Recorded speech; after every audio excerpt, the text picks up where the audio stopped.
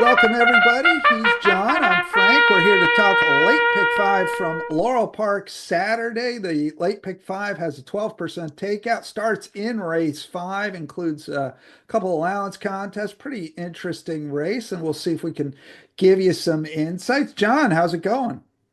It's going well, Frank. Last Saturday couldn't quite get the job done as a big single Tony eclipse ended up flattening out. But this week's a new week. It's a great sequence, and I think there's plenty of money to be made. All right, well, let's hope we can get our hands on some of it. We're going to show your ticket here right now. And John, just give us kind of the overview of how you see the sequence shaking out. So race five's a six-horse field. I think only really four of them can win. I used three horses, and as we'll get to later in the video, you couldn't make a case to use just one, as I think one of them is especially promising. Race six is kind of my spread race. It's an eight-horse field. I'm going five deep in that spot, using pretty much all of the logical contenders, hoping to catch some kind of price, as I think if you are going to catch one in the sequence, it happens here. Race seven, it's a field of six, going two deep in here with Fitness, who has early speed and got another thing coming, who I think is going to benefit from having some local workouts under her belt. Eighth race featured event, a two-horse field, wait, seven-horse field rather, using two horses in that field, going with the two and the five, and as we'll talk about later, five's coming off an especially impressive effort. Race nine is the single race. Number three, Cluck Cluck, should have won last time out, now faces a very similar field. If you're going to single in that sequence, that's the race to do it in.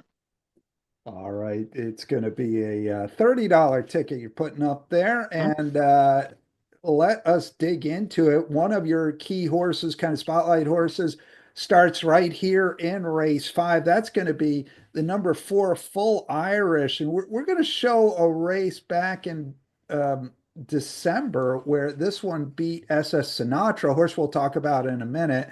Tell us about Full Irish, John.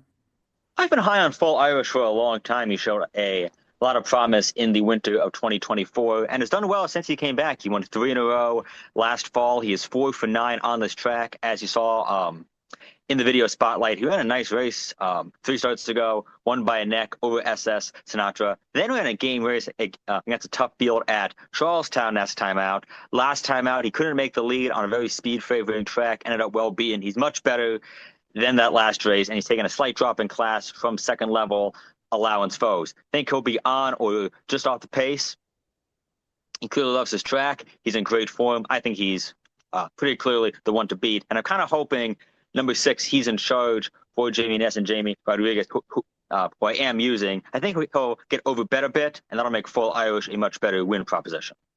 I actually, Full Irish is taking major class drop out of the two other than allowance. And I actually think, John, going back and watching that race, that wasn't that bad an effort. He was kind of on the chase. He was down inside.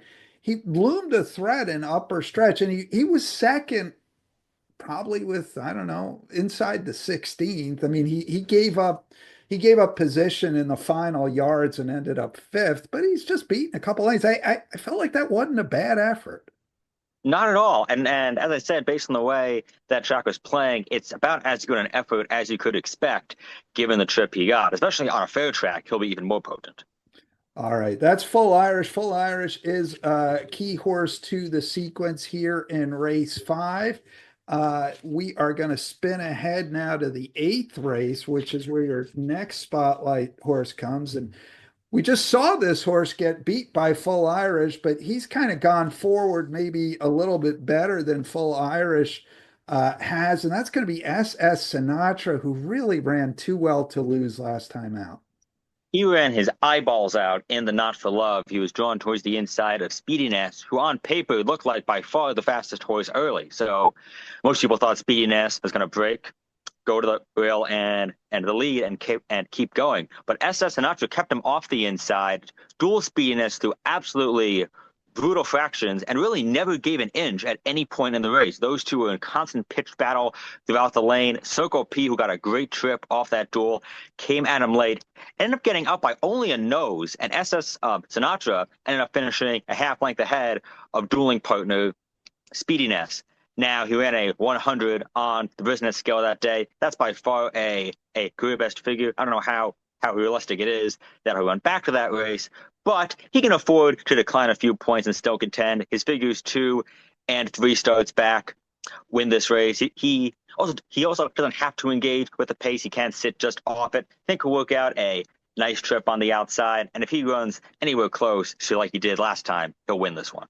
Are you you sort of reference this, but I'll push it a little farther. Are you concerned about him bouncing at all in this spot?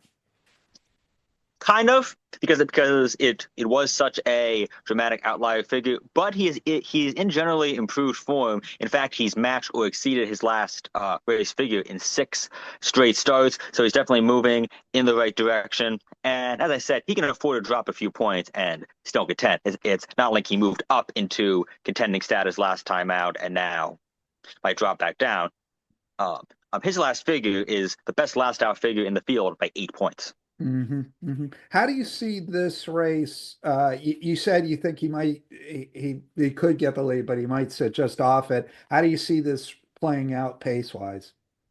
Number 2, Tenebris is the other horse I'm using in here because he looks like, I think, a clear-cut early speed in this contest. He's been on the front end in 3 of his last 4 starts. He won 2 starts back comes off the pace, but his early pace figures are the best in this field. He's shown he can run even sub 22 quarters and manage to hang around late. So I think if for whatever reason SS Sinatra doesn't fire, the next best bet is that Tenebris goes to the front and just keeps going.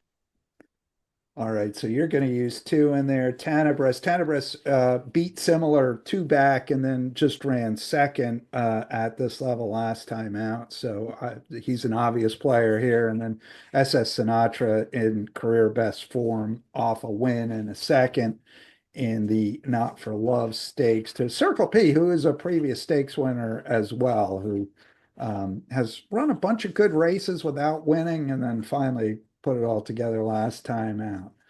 All right, SS Sinatra, one of your spotlight horses. John, you got final thoughts for me on this late pick 5 sequence? We'll look once again at your ticket while you talk. Definitely a fine sequence. My hope is that the 2 spotlight horses I talked about are not the favorites, and I think there's a decent chance they aren't. That would definitely drive up the price. I mean, and it's kind of a pick 4 more than a pick 5, given how much Cluck Cluck stands out over the rest. So I'm hoping to catch a price somewhere in one of the first 4 legs, wrap it up with an odds-on favorite, and get what's always an overlaid payout with that 12% takeout. All right, that's going to do it here. Late pick 5 at Laurel Park, 12% takeout starts race 5 on Saturday. Post time for the card is 12:10. So got to get out, got to get up pretty early to get your Laurel Park picks together. But hopefully John has given you some insights. Hopefully we can help you find your way to a little bit of a payout. That's going to do it here. John, good luck. Good luck.